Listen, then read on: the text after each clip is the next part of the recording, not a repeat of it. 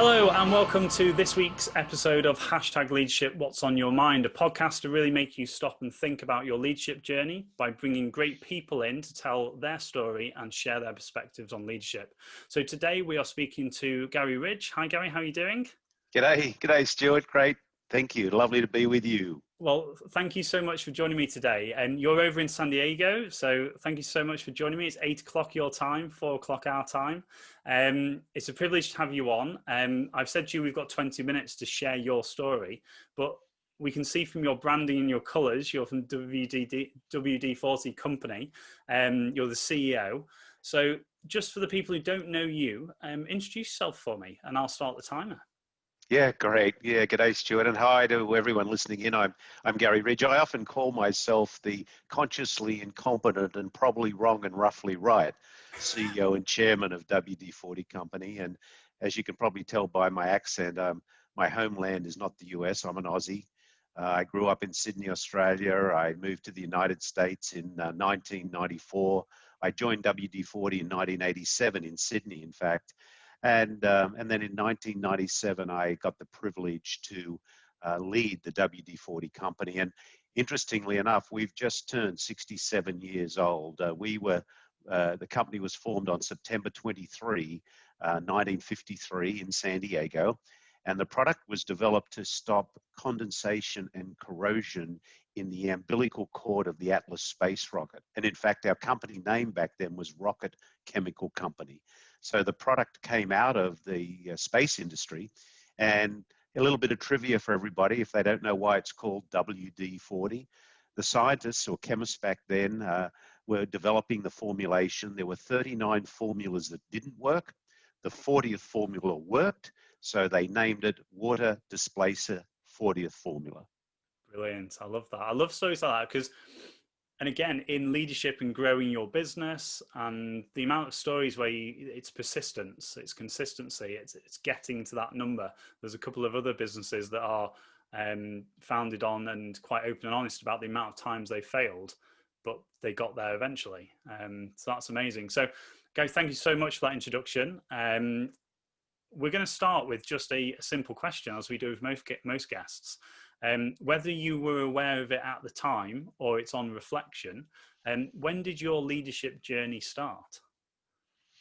Well, I can go back to really an aha moment for me. As I said, I started with WD-40 in 1987. Prior to that, I'd had leadership roles in some other organizations. But when I moved to the United States in 1994 and then got the opportunity to lead the company, something became very clear to me. And the first thing that became very clear to me were the three most important words I've ever learned in my life. And those three words are, I don't know. And getting comfortable with I don't know was really, really a pivot for me. And back then, the company was about a quarter of the size in revenue than it is now, and about 10% of its value because we're a public company. And we had a dream. We had a dream to take the blue and yellow can with a little red top to the world. At that time, about 80% of our business was in the United States. And I went, oh dear, how do you do that? So I looked around and I went back to school. I went to the University of San Diego and I did a master's degree in leadership. And that's where I met my mentor and my still very close friend now, Ken Blanchard, the 1 Minute Manager. And Ken is probably the authority and of servant leadership. And I worked out that I couldn't do this on my own. And I really started, I think, seriously understanding what leadership was about back then. I graduated with a master's degree, and it wasn't the degree that made me a leader. It was the learning in that course that I could put to work. So, I often say now, imagine a place where you go to work every day, you make a contribution to something bigger than yourself, you learn something new, you're protected and set free by a compelling set of values, and you go home happy. Because happy people create happy families create happy communities, and happy communities create a happy world. And my goodness, do we need a happy world? And the thing that disturbs me the most is that about 70% of people who go to work every day are either disengaged or actively disengaged. And the reason for that is the leadership. Aristotle said in 384 BC, pleasure in the job puts perfection in the work. And I'm sure you'll agree with me, Stuart. If you really like doing something, you're going to do it better than if you don't like it. You know, you're a swimmer and an athlete. You really loved it, so you really like doing it. So our job as leaders is to create that environment where we're both tough-minded and tender-hearted, where we care about our people, where our empathy eats our ego instead of our ego eating our empathy, where we're candid with people, and that means no lying, no faking, no hiding, authenticity, showing your vulnerability as a leader, that you're accountable. So you hold yourself accountable and you hold the people around you accountable. And the thing that's important there is what do you hold each other accountable for? And then responsibility. We have a responsibility for the shareholders we serve, for the customers we serve, and for the tribe members. We call ourselves a tribe, not a team, because one of the biggest desires we have in life is to belong. And that comes down then finally to what's our just cause. And our just cause is make life better at work and at home. So, you know, even though we just sell oil in a can, we say we're in the memories business. We're about creating positive, lasting memories. And putting that all together, you get an organization like WD-40 company that that has a 93% employee engagement, and 97% of people say they love to tell people they work at our company.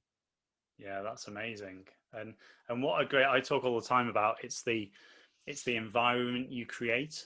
And I think I'm 2 years into my journey outside what I call the military bubble.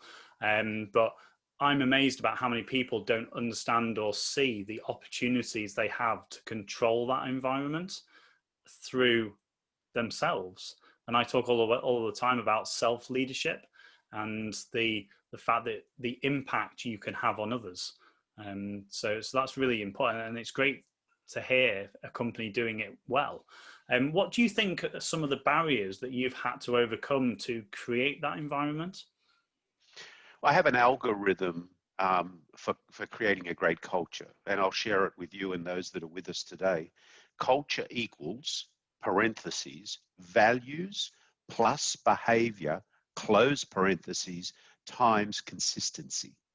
So I think the elements that you have to have in an organization, you have to have a clearly defined set of values.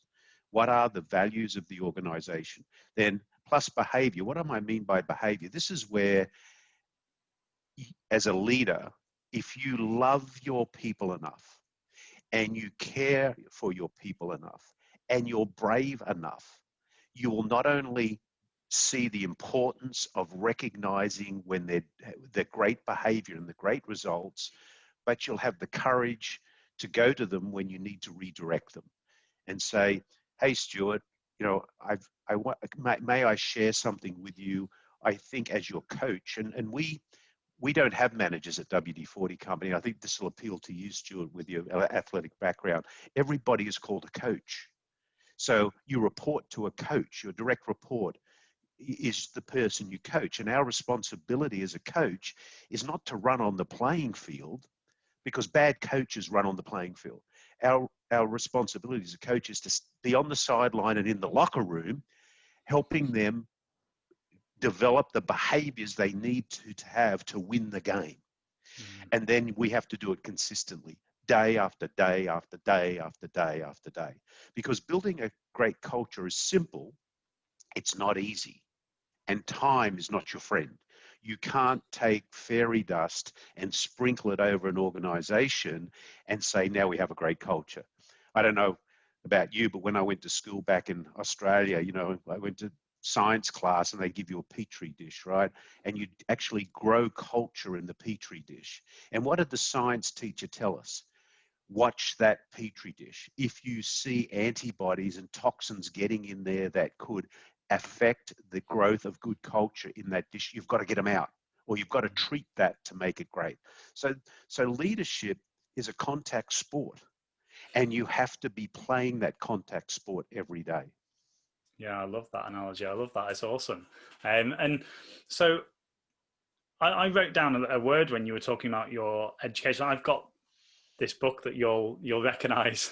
And this is one of the first books that I got given from my father, actually, when I started looking at leadership at the early days. So it's amazing that you've had Ken in your story, which is phenomenal.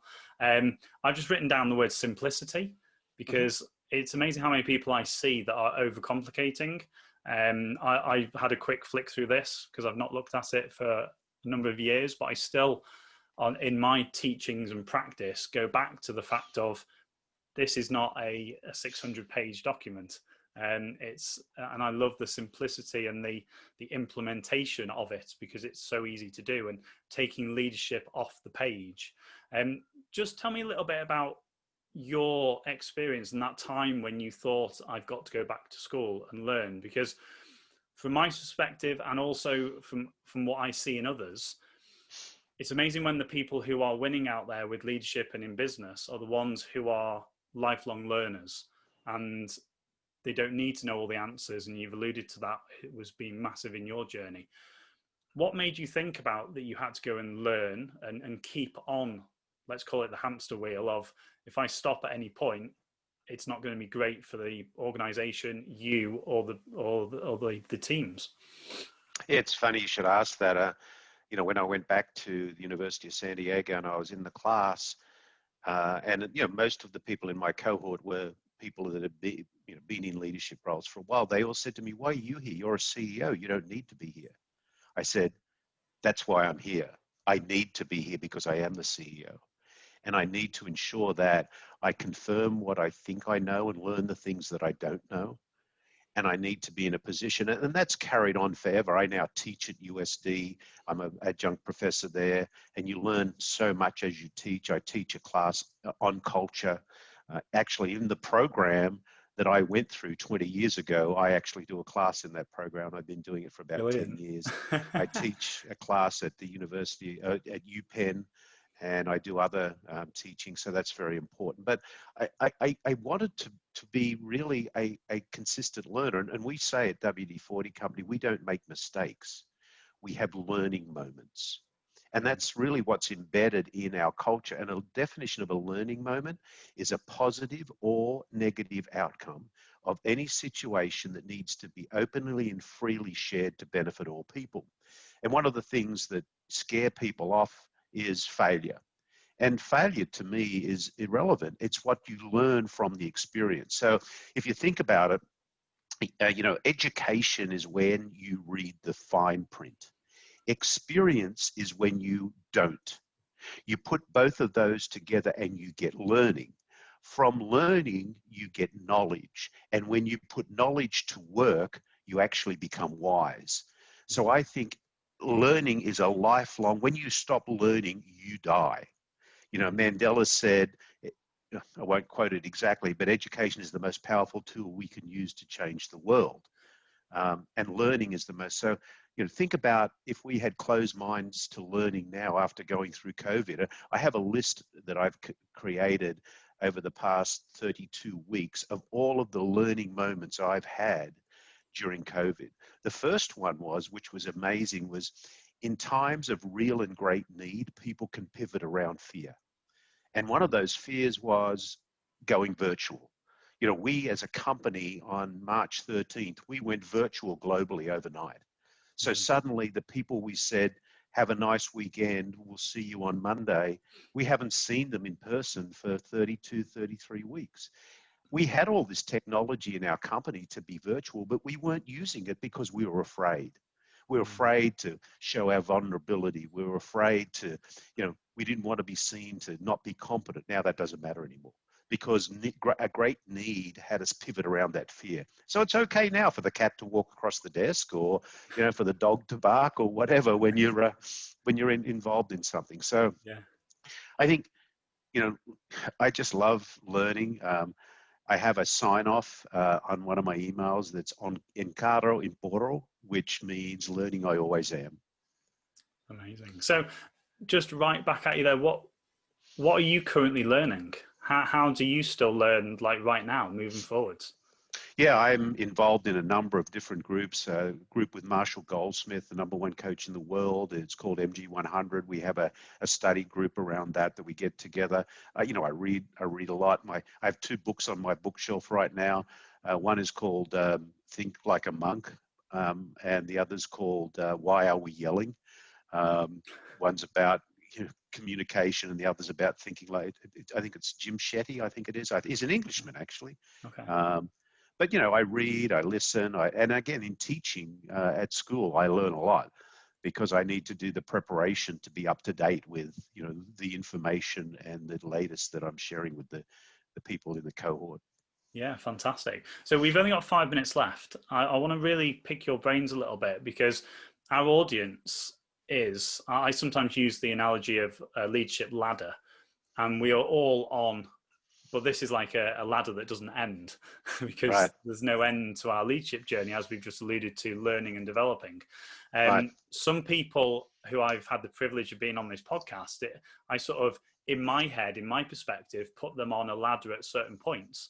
If people are at the lower ends of the ladder, what sort of things would you encourage them to do to just go to that next rung of the ladder and to get that consistency, adding that value along the way? I think the first thing is get comfortable. Leadership is not about you. Simon Sinek says leadership is not about being in charge, it's about taking care of the people in your charge. So I have 10 traits of leadership that I'll share with you that people might want to consider. The first one is leaders involve their people. So the #1 is make sure you involve your people. Leaders are always in servant leadership mode, which means you are there to serve the people, to help them step into the best version of their personal self. Leaders are competent, which means they're continually learning. Leaders are connected with a high emotional intelligence, which means get rid of the ego and get into the empathy. You need to care about your people. Leaders exercise good judgment. Good judgment comes from experience. Experience comes from poor judgment. So you need to really embrace the learning moment. Leaders value contrarians. What I mean by that is you need to be comfortable taking feedback. When someone gives you feedback, don't go into rebuttal mode in that dark back part of your mind where you're cut off from other people. Leaders move forward, and I call that pragmatic optimism. And leaders do what they say they're going to do. One of the biggest ways you can destroy trust is not doing what you said you were going to do. And finally, you need to be a champion of hope because there is a future. This is a great world. Life's a gift. Don't send it back unwrapped. Amazing. That's awesome. I just want to ask you something else as well. I've been doing a lot of talking and sort of sharing content recently about the current situation, and we've sort of alluded to that in this podcast. I say about we're always encouraged to be proactive and look and project and plan and be in control. But in the current situation, I've been talking about having an opportunity mindset and taking action and doing something over nothing, and actually being reactive, because sometimes we talk about reactive as in a negative of being sort of not sort of in control and you're just doing stuff. Just share a little bit about that journey that you've had in this current situation of your reactiveness. You've mentioned about going online. Was that as simple and as easy as you would have hoped it to have been? No, it's not easy. And, uncertainty is something that does, in some ways, restrict us. But I've learned a great definition of uncertainty. Uncertainty is a series of future events that may or may not happen. Don't forget they may not happen. Secondly, ask yourself this question every morning. What do I need to do to make the most significant difference I can today? If we're going to wait to be happy, if we're going to wait for the world to be happy before we're happy, we're going to have a long wait. So, be happy now. And I think that's important. And thirdly, don't try to control things that you have no way of controlling, because they'll just consume your mind. So, just let it go and focus on how you can make a difference. Ask this question: am I being the person I really want to be today? Amazing. I love that. Thank you so much for that. So I'm going to hit stop on my timer because sometimes when it does go off, I struggle to turn it off. So we won't have this moment. So I just want to pick up on one thing that you've said about your organization and your use of creating that environment. And it's one of my big passions is about the use of language. Mm-hmm. So you said about they're not managers, they're coaches. That's just one of the examples you gave, because subconsciously, and we're dealing in the currency of people, that has a massive impact, just changing one word. And I've experienced that, and looking at and really empowering high performance and getting people on board. Those little things make a massive impact. So, well, it's like us saying we don't make mistakes; we have learning moments. Yeah, there's a difference. And I think that gets back to something around, again, ego taking over. People with huge egos camouflage issues with confusion to make out how smart they are. Yeah. So, dumb yourself down. You don't have to prove you're the smartest guy in the room. Just get to what it's all about. Simplicity is really, really a great tool. And it leads to another word that you said at the start, again, that I'm passionate about, is that authenticity of just being open and honest and build that trust. Well, that's why I say in most situations, I'm probably wrong, roughly right. Exactly. Garry, we could keep talking. Thank you so much for your time. Guys, if you've enjoyed that, please make sure that if you're watching us on video on our YouTube channel, make sure you hit subscribe. Our next episode comes out next week on Wednesday at 6 a.m.